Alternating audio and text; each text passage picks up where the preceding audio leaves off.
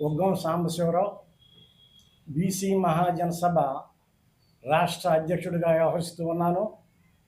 రేపు 22వ తేదీన Bode Ramachandra Yadav BCY party వ్యవస్థాపకుడు జరిపేటటువంటి సింహ గర్జనను జయప్రదం చేయవలసిందిగా ఈ యొక్క బీసీ ప్రజలకు, ఎస్సీ ఎస్టీ ముస్లిం మైనార్టీలకు, ప్రజాస్వామ్యవాదులకు నేను మనవి చేస్తూ ఉన్నాను. ఎందుకంటే స్వతంత్రం వచ్చి 76 సంవత్సరాలు అవుతుంటే ఈ బీసీలకి మేజర్ విభాగం, మెజారిటీ ప్రజలు బీసీలు ఈ సమాజంలో. అయితే మెజారిటీ ప్రజలైన బీసీలకు ఇంతవరకు రాజ్యాంగంలో చట్టసభల్లో రిజర్వేషన్స్ లేవు. ఇది అప్రజాస్వామ్యము. అందుకని చట్టసభల్లో బీసీలకు రిజర్వేషన్లు కావాలంటే సమగ్ర కుల జనగణన జరపాలి అని చెప్పి కోర్టులు ఆదేశించింది. ఇది కేంద్ర ప్రభుత్వానికి అప్పీల్ చేసి స్పష్టంగా మోడీ కులగణన మా విధానం కాదు అన్నాడు. తర్వాత బీహార్ ఎన్నికలకు ముందు కులగణన చేస్తామన్నాడు ఎన్నికల ఎత్తుగడలో భాగంగా. తర్వాత ఇంకొకటి రాజ్యాంగ స్ఫూర్తికి విరుద్ధమైన చర్య ఒకటి చేశాడు కేంద్ర ప్రభుత్వం. ఏమిటంటే రిజర్వేషన్స్ అనేవి సోషల్లీ ఎడ్యుకేషనల్లీ బ్యాక్వర్డ్నెస్ ఉన్న వాళ్ళకే రిజర్వేషన్ రాజ్యాంగం ప్రకారం. అయితే ఈడబ్ల్యూఎస్ అని 10% రిజర్వేషన్స్ మరి ఓసీలకు ఇచ్చాడు. అది రాజ్యాంగ స్ఫూర్తికి విరుద్ధం. వీళ్ళు మాకు రిజర్వేషన్స్ కావాలని ఈడబ్ల్యూఎస్ అడగలేదు, వీళ్ళకి హక్కు లేదు, అటువంటి వాళ్ళకి రిజర్వేషన్స్ కల్పించాడు. కాబట్టి ఇంతవరకు కూడా బీసీలు ఉద్యమాలు చేసినప్పుడు వాళ్ళని స్థిమితపరచడం కోసమై వాళ్ళకి మీకు రిజర్వేషన్స్ ఇస్తాము, దానికోసమై కాకా కాల్కేర్ కమిషన్ వేశారు గతంలో. అదేవిధంగా మండల్ కమిషన్ వేశారు. మండల్ కమిషన్ కానీ కాకా కాల్ కమిషన్ కానీ మళ్ళీ ఫోర్స్ తెచ్చిందాక వీటిని అటకెక్కించారు.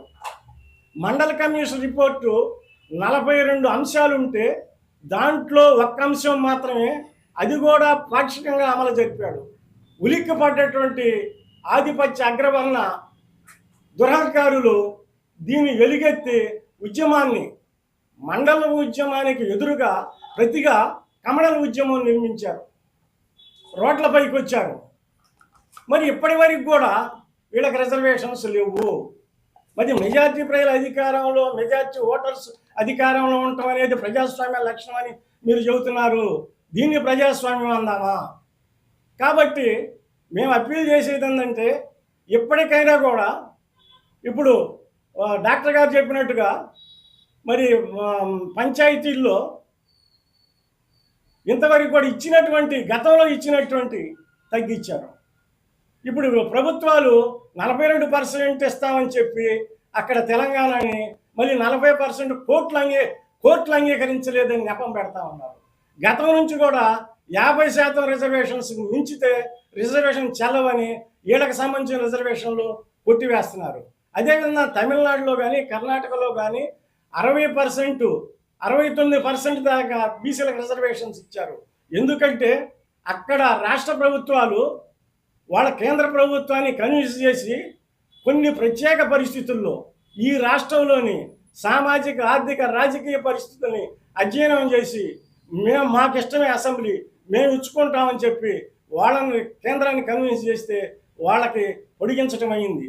అది కాకుండా రాజ్యాంగంలో ఎక్కడ కూడా 50% దాటకూడదని చెప్పలేదు, ఒట్టి కోర్టులు మాత్రమే చెప్పినాయి. కాబట్టి ఇప్పుడు బోడే రామచంద్ర యాదవ్ కూడా ప్రజలు ఇప్పుడు కోరుకుంటా ఉన్నారు. ఏమిటి, ఎన్ని సంవత్సరాలు ఈ రాజ్యాధికారంలో, చట్టసభల్లో వాటా లేకుండా ఉందాం మనం?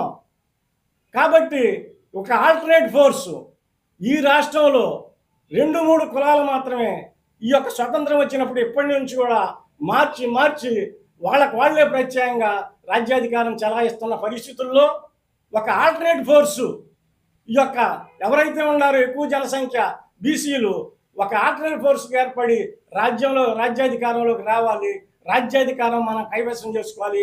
రాజ్యాధికారం కైవసం చేసుకున్నప్పుడు మాత్రమే సమస్త జీవన రంగాల్లో సామాజిక న్యాయం జరిగిద్ది, సామాజిక మార్పు జరిగిద్ది, సామాజిక అసమానతలు రూపుమాపుతాయి అని చెప్పి ఉద్దేశంతో ఈయన ప్రజల్లోకి వచ్చాడు, ప్రజలను చైతన్యం చేశాడు, యువజనులను చైతన్యం చేశాడు.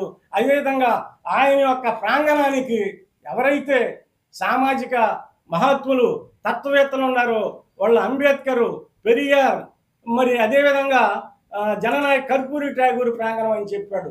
వాళ్ళు చెప్పింది కూడా సామాజిక న్యాయ సూత్రమే.